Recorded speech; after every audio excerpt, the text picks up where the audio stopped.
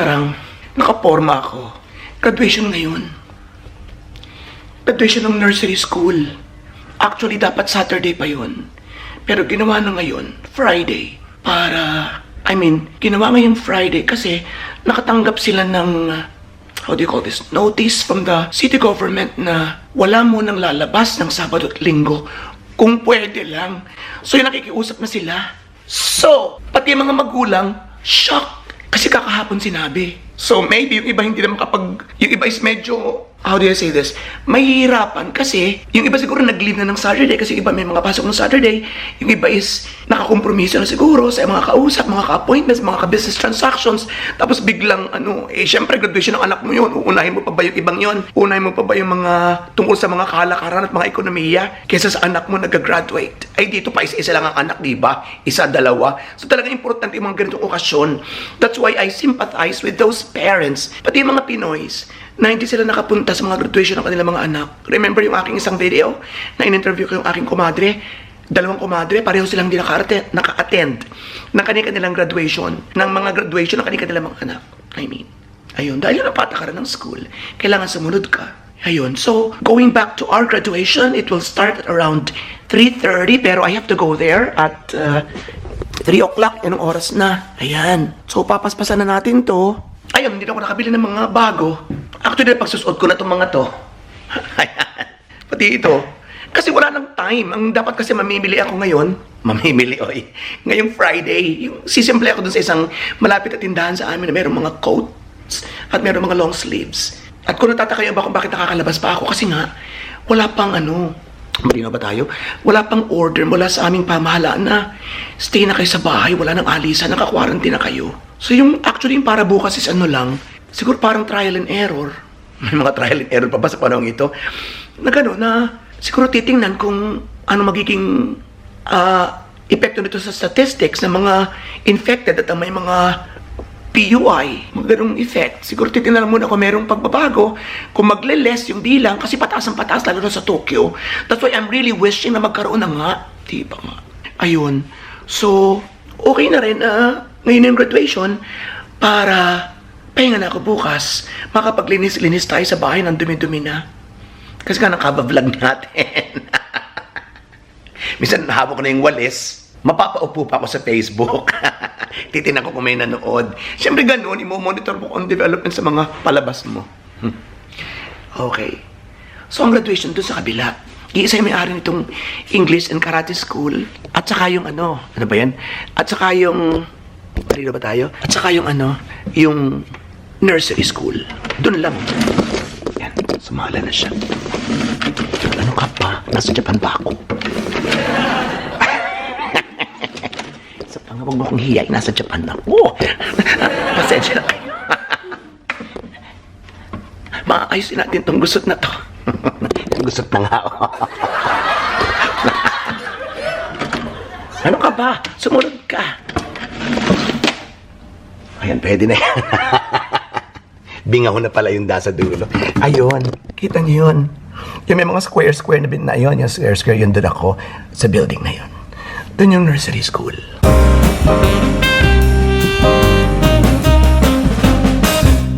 Okay, so ayusin na natin. Ba't ang camera ko parang nagpa-blurred? Wet lips tayo. Pampagood vibes. Pampagood vibes or something. Ayan. Nakarma. Actually, nililikom ko na ito kanina. Palibas ay vlogger tayo, kailangan natin gumamit ng camera. Gusto mo ipakita sa inyo, syempre. Yun minsan. Yun ang epekto ng pagiging vlogger. So this is not just a career anymore. It's also your lifestyle. So ito na yung araw-araw ko. Na sometimes, hindi naman tayo sumasala sa realidad. Kaya lang, we have to capture that reality para may palabas sa inyo. Reality pa rin ito, oy. Nakita nyo lang. Kasi ito talaga yung ginagawa ko normal sa ng kalimitan. Yung ibang pinapakita ko sa inyo, yun ang araw-araw. Ito naman, ito yung usual yung ginagawa ko. Andali. Buti meron pa tayong Johnsons. Ayusin natin ang tie ko. Itong sa tie ko ako na hihirapan minsan kasi ito yung basic na laman ko nung nag-aaral pa ako sa UST. Ito yung pinakasimple. Kailangan mo siyang iset ng iset. Kainis. Ay, nako. Chararang, nagtataka kayo, ano? Wala kang nakikitang kalbo, hindi ako nahihiya-hiya, ano? Wala kang keme-keme. Nakasave ito, oy. Meron ako nilalagay na powder. Napanood yun yung video na yun, di ba? Yun ang sikreto ko.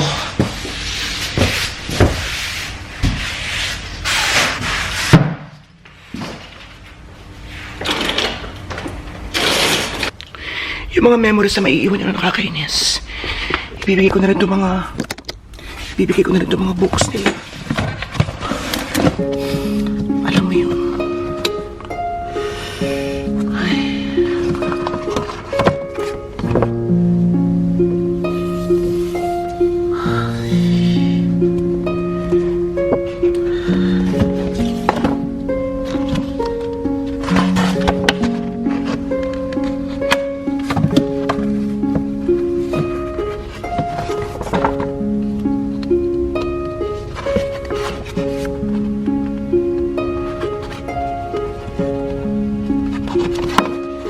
Yan. Hindi na natapos. Pero naglagay na ako ng comment ito. Congratulations. Hindi. Lagi ako may star. Tapos nagsasign ako ng name ko ng para-para lang. Actually, yun talaga yung sign ko. Pero yung signatures ko actually. Ito yung usually ginagamit ko. Ay. Mamaya ako na babalikan itong dalawang to. Okay, so larga na tayo. And, isi-share ko rin sa inyo ilang mga shots ko ng camera ng mga nakaraang taon. Para may bahagi ko sa inyo yung graduation peg namin sa nursery school. Ayun. Siyempre nalulungkot ako. Ang dami kong mga... Di ba ayaw naman natin na meron tayong pinapaboran. Minsan naiimbira tayo sa mga teachers na may pinapaboran. Pero tayo mismo, pag tayo na yung guro, of course, pinipilit natin huwag ipakita, pero yung deep inside, merong nagiging espesyal. Yun nga lang, huwag mo na lang ipapahalata sa iba. Sasarlin mo na lang.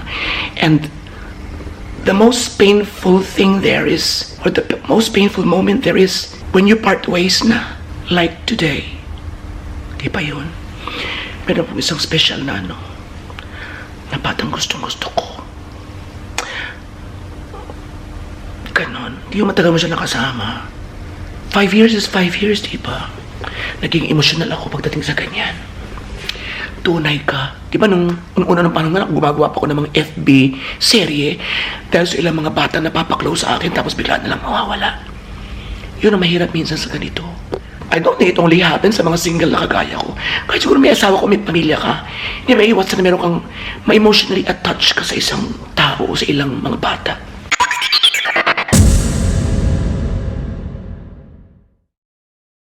Di ba ganun? Ay naku, ang hirap ipaliwanag. Ay naku, larga na tayo at mag-aalas stress na. Ayan o.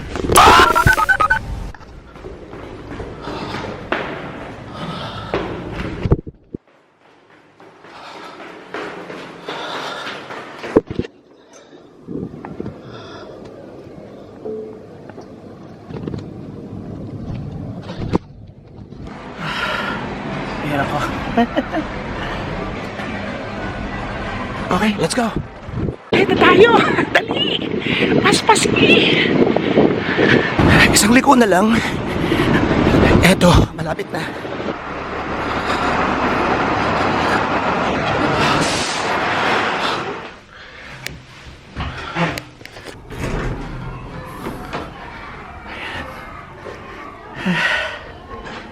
Okay.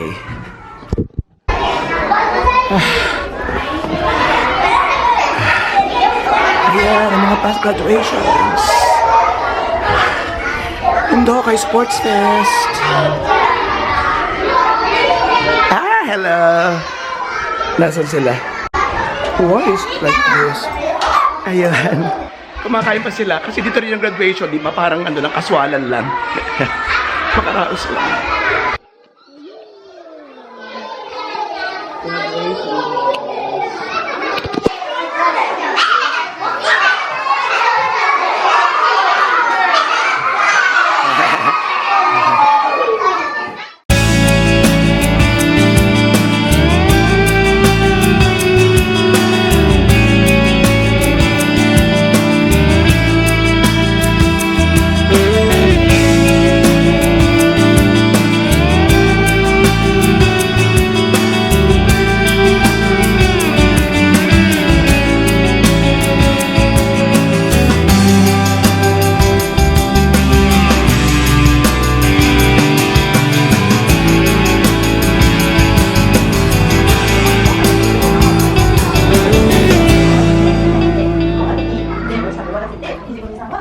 graduating students have special lunch.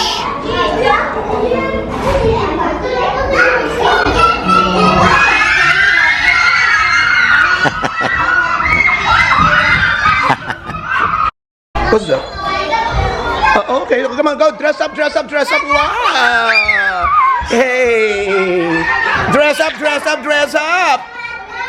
Get dressed, get dressed, get dressed!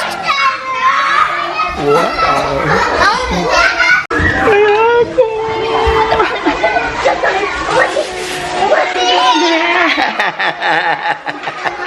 Luck!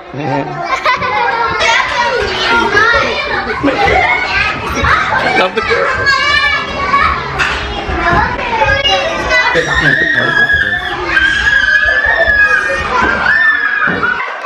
Nagbibihis na sila din eh. Okay.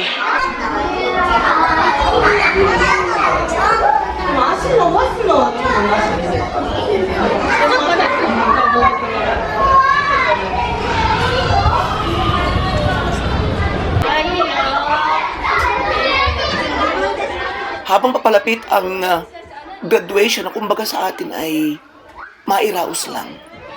Habang abala ang ilan sa paghanda at unti-unti na nadadatingan ng mga nanay ng mga batang gagraduate, tuloy ang pangkaraniwan o araw-araw na buhay dito sa nursery school namin.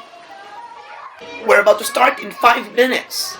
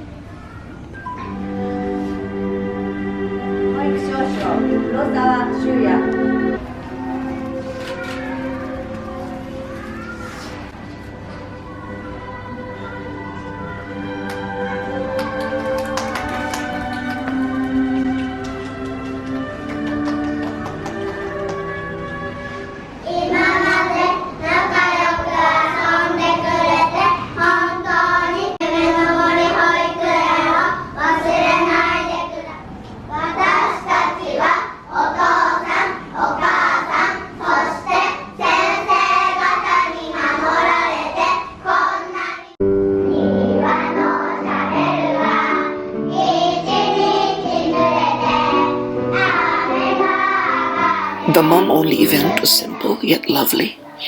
Maliwalas at maliwanag pero may kirot sa mga puso. The images of fathers were there, just around 10 meters away. Pero hindi na pinayagan makapasok sa loob to personally witness their children march. Really broke my heart. It was so touching to experience such kind of a human drama. Then and there, you would feel the degree of agony and destruction na patuloy na ibinibigay ng coronavirus sa buong mundo, sa ating lahat. Sa ating lahat.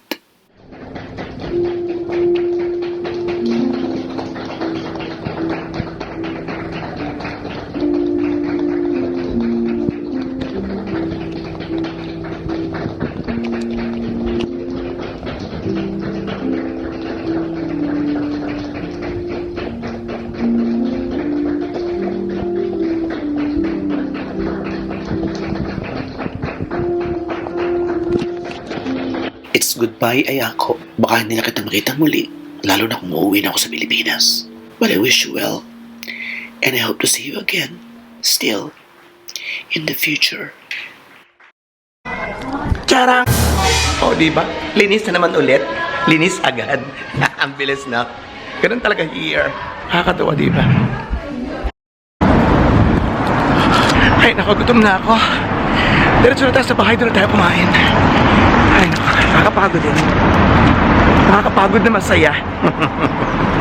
Tulong ikot ang mga tao dito, di ba? Bukas, pansamantala ang expected na walang lalabas because yun ang kautusan. Wala mo nang lalabas ng Saturday, Sunday. Malalaman natin bukas. Pipilit, itatry natin na ma-document or makakuha ng ilang shots kung ano ba talaga, kung tumimo ba sa kanilang bahay yung mga tao. Okay? Malalaman natin. Dito ako nagpipidyo, okay? Ay, natapos din. Nakakapagod, diba? Pero, sulit. Kasi yung mga inalagaan mo mga bata is papunta na sa isang mas magandang level. Papunta na sila ng elementary. Mas marami na silang pwedeng magawa. Mas marami ng oportunidad para mas malinang yung kanilang mga isipan at ang kanilang mga talino. Diba? Whatever. Masaya pa rin ako sa isang banda at natapos na. At magsisimula naman ng school year next week. Panibagong pakikipagsapalaran. May mga bagong batang darating. So, tuloy ang buhay. Anyway, binigyan nila ako ng isang parang card. Nasa na yun?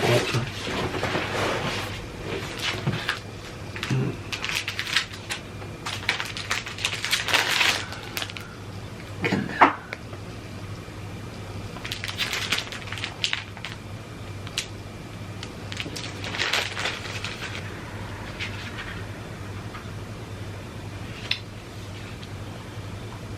Sabi ko na, mga pictures nila.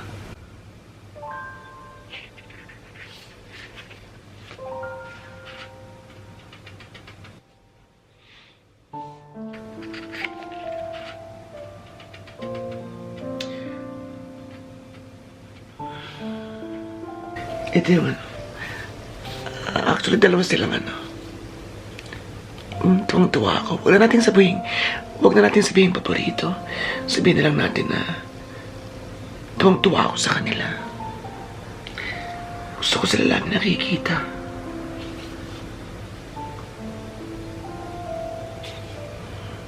Ay, nako. Ganun talaga. May aalis. May darating.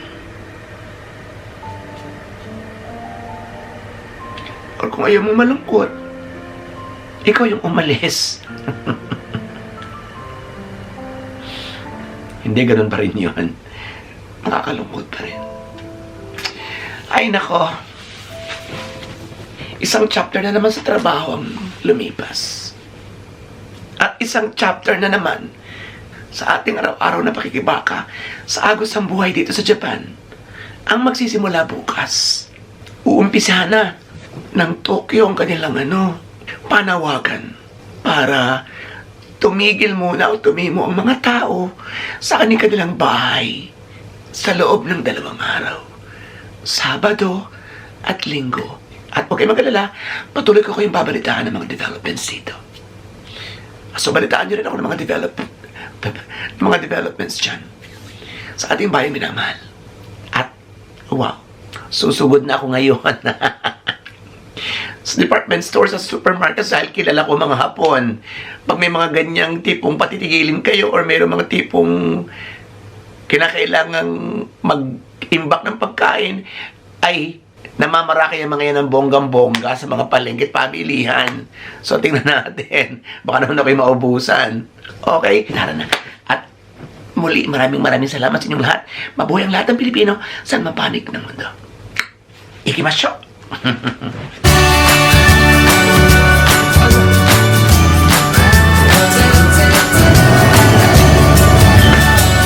Hala. Ubos. Pati itlog wala.